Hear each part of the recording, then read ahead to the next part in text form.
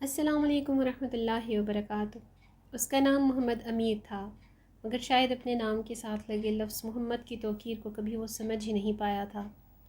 مال و دولت کے لحاظ سے اللہ تعالیٰ نے اسے بہت نواز رکھا تھا۔ دبئی میں اس کی اپنی مشینری اور ٹرانسپورٹ کا کام تھا۔ دبئی میں مقیم پاکستانی کمیونٹی کے چند بڑے بزنس مینز میں سے ایک تھا، مگر جوں جوں اس کے پاس دولت بڑھتی جا رہی تھی، ایسے میں وہ راہ ہدایت سے غافل ہوتا جا رہا تھا۔ یہاں تک کہ جب کاروبار سے اس کی آمدنی کروڑوں میں پہنچ گئی تو اپنے گاؤں کا وہ سب سے بڑا فرعون بن گیا تھا۔ جہاں تک مجھے لگتا ہے وہ ان لوگوں میں شامل ہو گیا تھا جن کے لیے دولت بعض دفعہ ان کے ایمان سے بڑھ کر ہو جاتی ہے۔ اس کی سب سے بڑی مثال اس کے گھر میں کام کرنے والا اس کا ملازم اور خدمتگار شخص تھا، جو اس کے ظلم کا اس قدر نشانہ بنے کہ اس ظالم شخص کا قرض چکاتے چکاتے اس کی نسل ختم ہو گئی تھی۔ اتنے بڑے ظلم کے بعد بھی رب نے اس کی توبہ طائب ہونے کا موقع دیا تھا، مگر اللہ تعالیٰ کی طرف سے دی گئی ڈھیل کو اس نے اپنی دولت کی وجہ سے حاصل ہونے والی طاقت کو سمجھ لیا تھا، یہاں تک کہ خدا نے اس کی لگامیں کھینچ لیں اور آج وہ پائی پائی کا محتاج ہو گیا ہے۔ آپ بھی پڑھیے اس تحریر کو، شاید کہ آپ میں سے کسی کی زندگی بدل جائے اور اگر کوئی بھٹکا ہوا ہو تو راہ ہدایت کی طرف پلٹ آئے۔ محمد امیر کے ڈیرے پر مجید نامی ایک غریب شخص کام کرتا تھا۔ اس شخص نے اپنی بیٹی کی شادی کے لیے بھٹے سے قرض لے رکھا تھا۔ اس قرض کی مد میں سالوں تک وہ بھٹے پر مزدوری کرتا رہا تھا، مگر خوف خدا سے آری بھٹے کے مالکان اور منشی نے اس کے قرضے کو کم کرنے کی بجائے بڑھا دیا تھا۔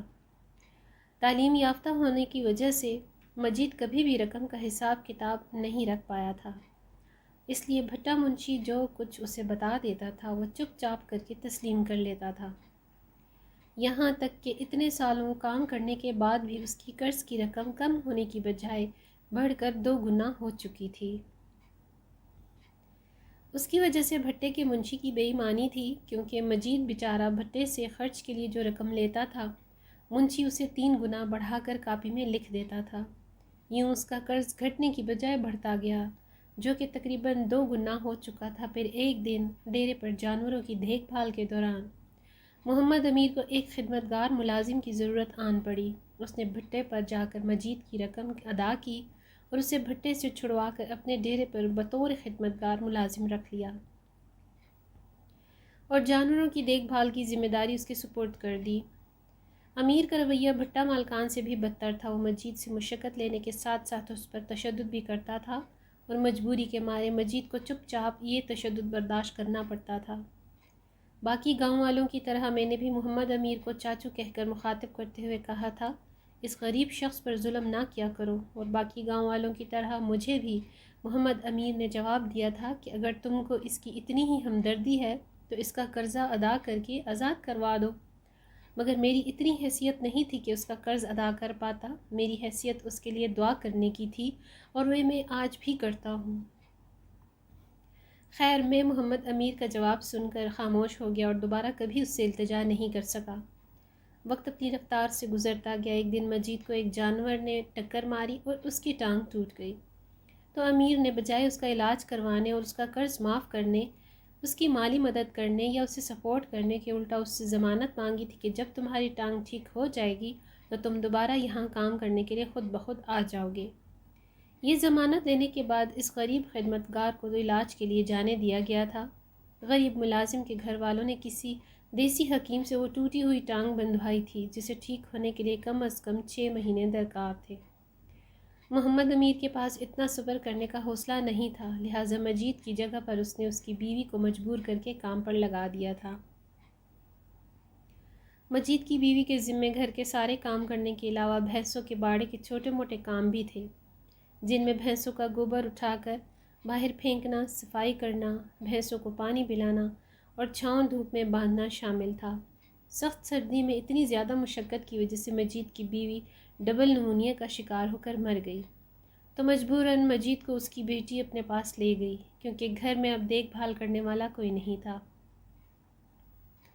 مگر مجید کا داماد اسے رکھنے کے لیے تیار نہ ہوا۔ وہ مجید کا علاج معالجہ تو دور، اس کی روٹی تک دینے کے لیے تیار نہیں تھا۔ اسی وجہ سے روز روز گھر میں جھگڑا رہنے لگا۔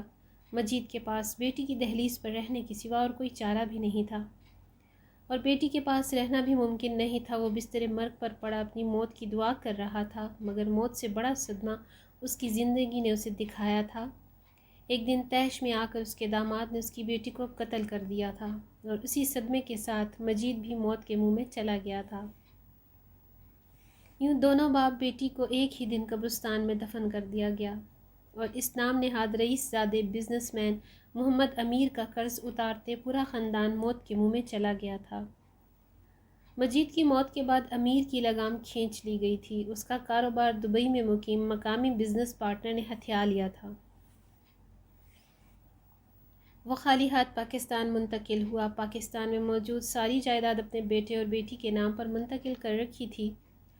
بیٹی محبت کی شادی کر کے محبوب کے ساتھ کینیڈا منتقل ہو گئی، جبکہ بیٹا نشے کی لت میں پڑ گیا اور آہستہ آہستہ کر کے ساری زمین جائیداد بیچ ڈالی، یہاں تک کہ اب وہ گھر کے برتن بیچ کر نشے کی ضروریات کو پورا کرتا تھا۔